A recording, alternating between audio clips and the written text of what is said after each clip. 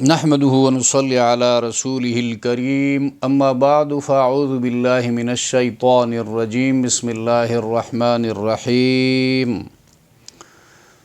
يا أيها الذين آمنوا أنفقوا من طيبات ما كسبتم ومما أخرجنا لكم من الأرض ولا تيمموا الخبيث منه تنفقون ولستم بآخذيه إلا أن تغمضوا فيه واعلموا أن الله غني حميد۔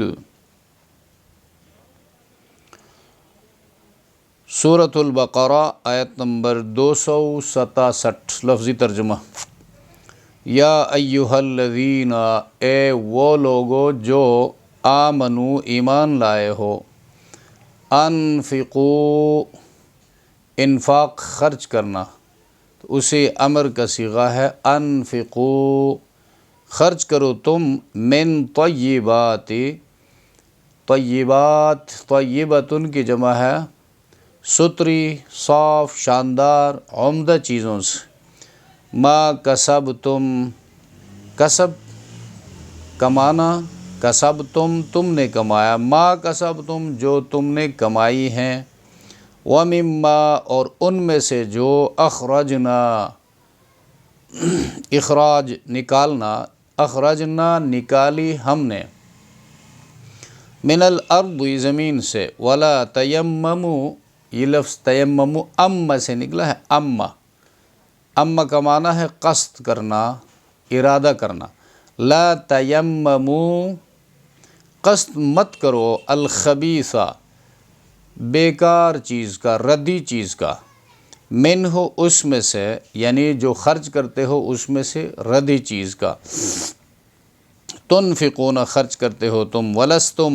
حالانکہ نہیں ہو تم، لست اور لستم نہیں ہو تم، بآخذیہ اخذ لینا، آخذن لینے والا، آخذیہ جس مال کو تم دے رہے ہو اس چیز کو تم خود لینے والے نہیں ہو،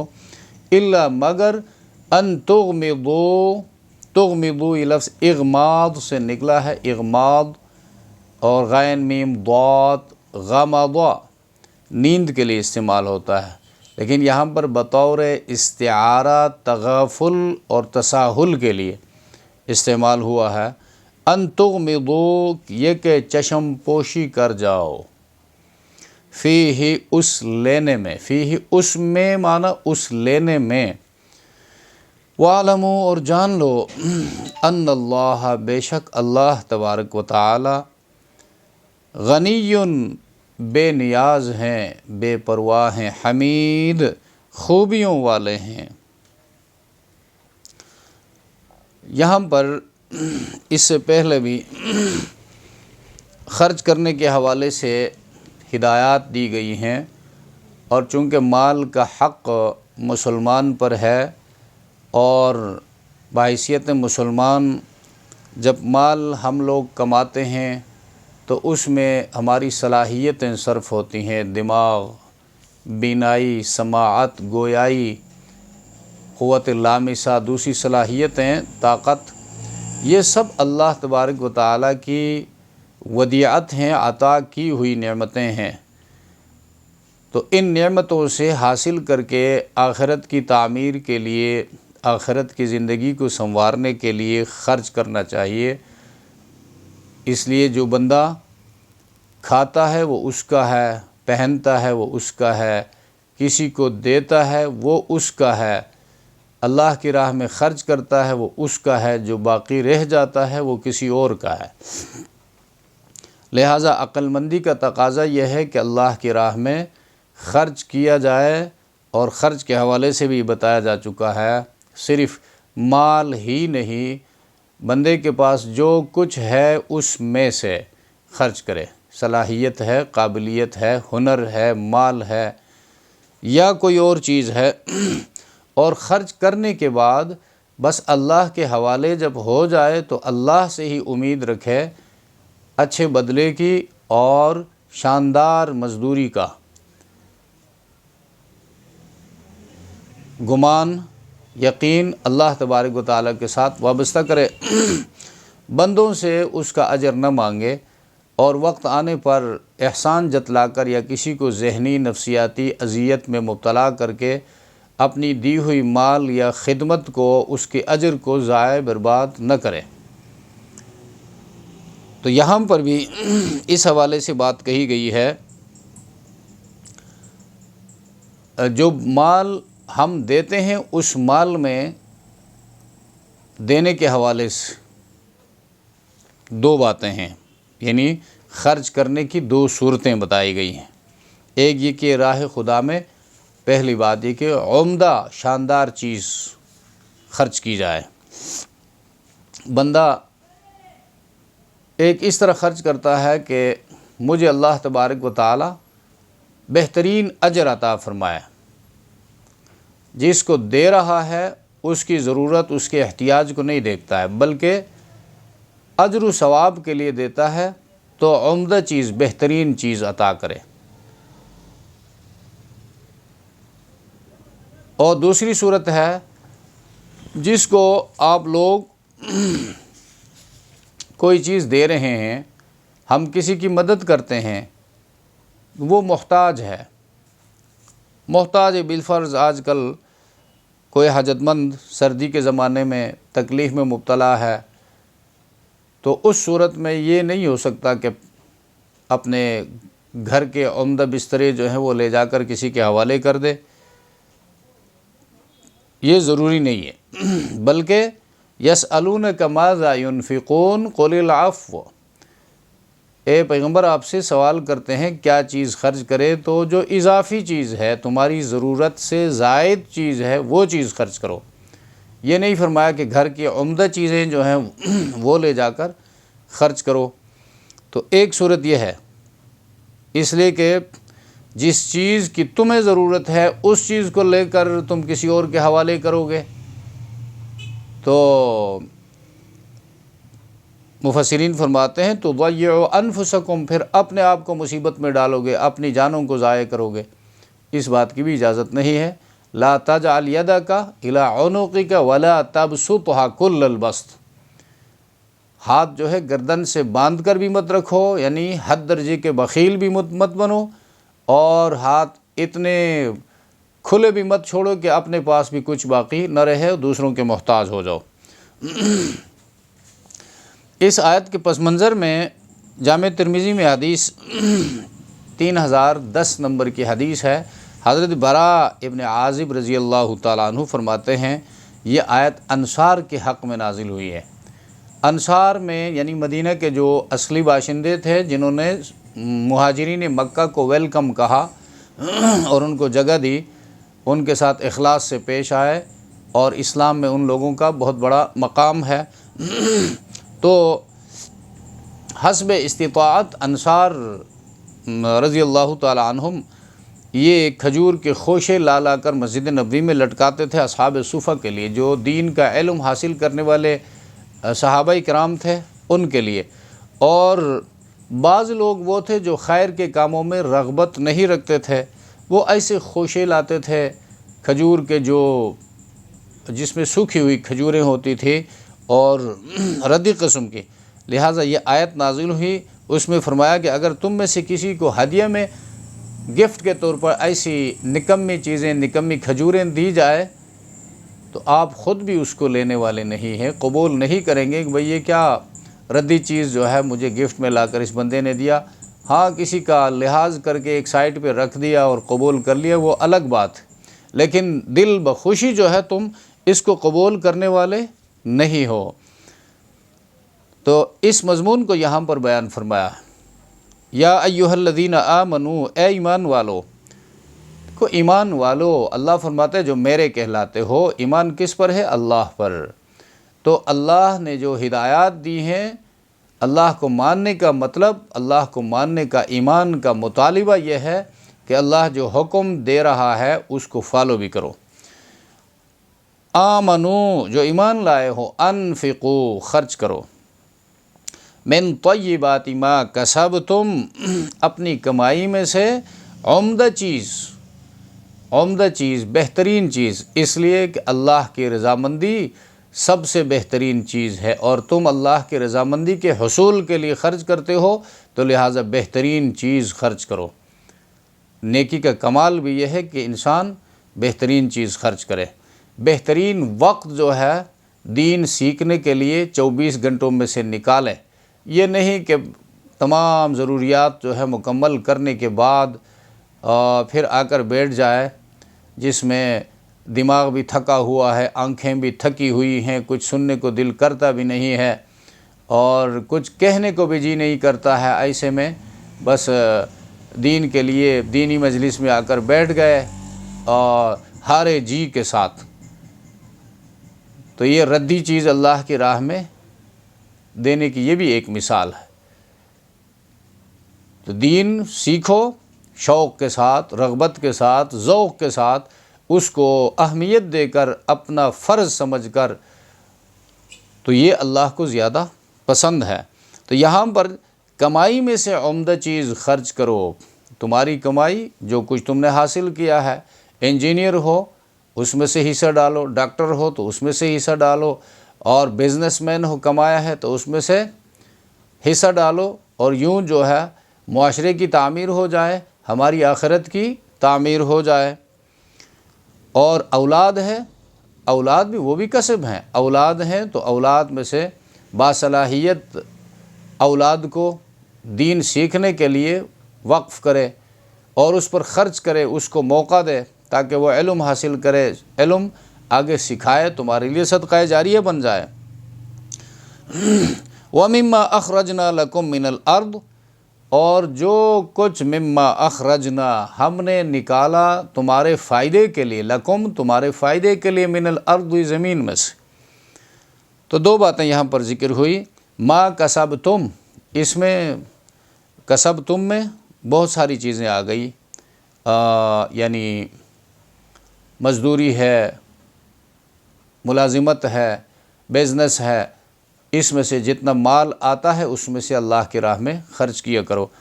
اور اس اللہ کی راہ میں خرچ کرنے میں پھر زکوٰۃ جو ہے وہ فرض ہے،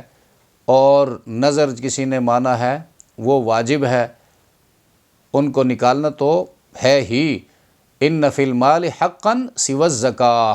مال میں زکوٰۃ کے علاوہ بھی حق ہے، تو وہ مال بھی کبھی زلزلہ آ جاتا ہے، کبھی سیلاب آتا ہے، کبھی قوم جو ہے یا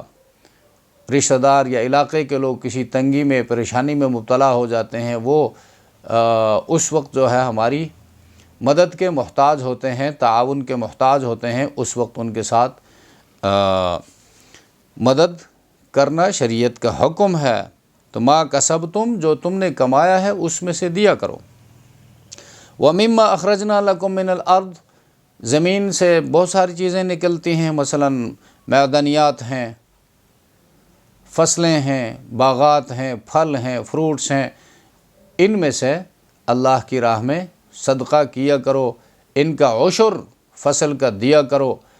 اور زکوٰۃ جو ہے کسی اور شکل میں آتا ہے اس کا زکوٰۃ نکالا کرو۔ وَلَا تَيَمَّمُوا الْخَبِيثَ مِنْهُ تُنْفِقُونَ، ہاں جو خرچ کرتے ہو اس میں قصد مت کرو خبیث کا۔ خبیث معنی ردی، لفظ خبیث اعمال کے لیے بھی استعمال ہوتا ہے، باتوں کے لیے بھی استعمال ہوتا ہے، خبیث اخلاق کے لیے بھی استعمال ہوتا ہے۔ تو خبیث جو ہے وہ بات، وہ عمل، وہ چیز جس کے بیکار ہونے کی وجہ سے، غیر عمدہ ہونے کی وجہ سے، خسیس ہونے کی وجہ سے کراہت بندہ محسوس کرے، اس کو خبیث کہتے ہیں۔ تو سورہ اعراف آیت نمبر 157 جو ہے 157 میں یحرم علیہم الخبائث، خبائث گندی باتیں، گندے کام، کفر، شرک، نفاق، ان چیزوں کو پیغمبر علیہ الصلوۃ والسلام اللہ کے حکم سے خبیث ہونا بیان کرتے ہیں کہ یہ خبائث ہیں، گندی چیزیں ہیں۔ اور قوم لوط جو عمل کرتی تھی، یعنی ہومو سیکجویلٹی، اس کے لیے قرآن کریم نے کانت تعمل الخبائث، وہ گاؤں، سورہ انبیاء آیت نمبر 74، وہ گاؤں یعنی اس گاؤں کے لوگ یعنی خبیث اور گندے فعل میں مبتلا تھے۔ اور الخبیثات للخبیثین سورہ نور آیت نمبر 24 تا 26 میں مضمون بیان ہوا ہے کہ گندے اخلاق والے گندی اخلاق والیوں کے لیے، یعنی نکاح کے حوالے سے بات کی گئی ہے، اخلاقیات کے حوالے سے۔ تو یہ خبیث، اب مال کے حوالے سے بات ہو جائے تو خبیث ردی، بیکار، تو اس کے لیے جو قرآن کریم نے وجہ بیان کر دی، وَلَا تَيَمَّمُوا الْخَبِيثَ، اور ارادہ مت کرو، قصد مت کرو ردی مال کا، خسیس مال کا، بیکار مال کا، من ہو اس میں سے، اس دینے میں سے، تنفقون جو تم خرچ کرتے ہو، وَلَسْتُمْ بِآخِذِيهِ، اور حال یہ ہے کہ تم خود اس کو قبول کرنے والے نہیں ہو۔ اگر تم مجبور ہوتے، تم محتاج ہوتے، کوئی دوسرا بندہ تمہیں لا کر یہ چیز دے دیتا، اس وقت تم خود اس کے لینے والے نہیں تھے، الا مگر تغمضوا فیہ، اغماض، تم چشم پوشی کر جاؤ اس میں، چشم پوشی کرتے کہ بھئی اب اس کو واپس کیا جائے، یا اس بندے کو سامنے سے اس کو سنایا جائے کہ بھئی یہ کوئی اللہ کی راہ میں دینے کی چیز ہے، صدقہ بندہ ایسی چیز دیتا ہے، تو اس کا لحاظ رکھ کر جو ہے اس کو تم نے قبول کیا، یہ چشم پوشی کہلاتا ہے۔ مثلا لوگ جو ہے بزنس مین، جو چیز بکتی نہیں ہے، معاشرے میں اس کا ویلیو ختم ہو جاتا ہے، اس کو نکال کر کسی کو زکوٰۃ میں دے دیے، یا دکاندار دکان کے اندر جو سامان فروخت نہیں ہوتا اس کو نکال کر کسی کو دے دیے، یا جو چیز پرانی ہو گئی اس کو زکوٰۃ میں دے دیے، صدقات میں دے دیے، یہ سب اس کی مثالیں ہیں۔ الا ان تغمضوا فیہ، اب کوئی لینے والا جب لیتا ہے وہ بہرحال نہایت مجبوری کی حالت میں ہے، احتیاج ہے اس کو، تو مجبور ہے، کیا کرے گا؟ لستم بآخذیہ الا ان تغمضوا فیہ واعلموا ان اللہ غنی حمید، واعلموا، اور جان لو،